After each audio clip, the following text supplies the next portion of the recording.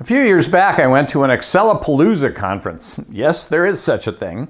And the keynote speaker was kind of the head developer for Excel. And she was talking about how Microsoft keeps track of what people do.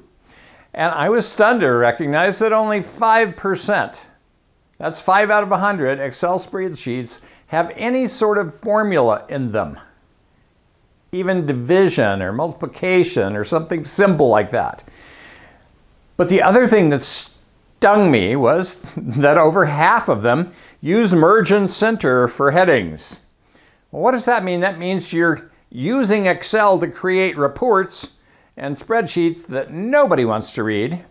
And it's not a chart. It can't be interpreted easily. And in the more columns and rows you get, the more complex and unreadable it becomes. Guess what? You know, this is like having a Ferrari and you push it around the neighborhood or pull it around the neighborhood rather than get in it, fire it up, and take it for a ride. All right? Excel can do some amazingly powerful things. So I would suggest that one of the things you might do is go out and learn something about Excel formulas. And there's some training resources on our website that will take you and teach you a little bit about formulas.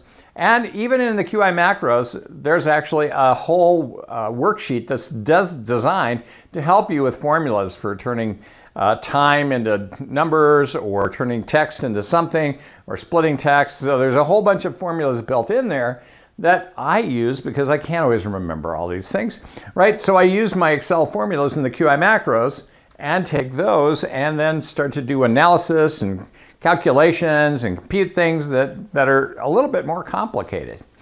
All right, so that's my improvement insight for this week. Learn how to use Excel formulas. It'll make your life so much easier. Right, let's create a hassle-free America. Hassle-free healthcare.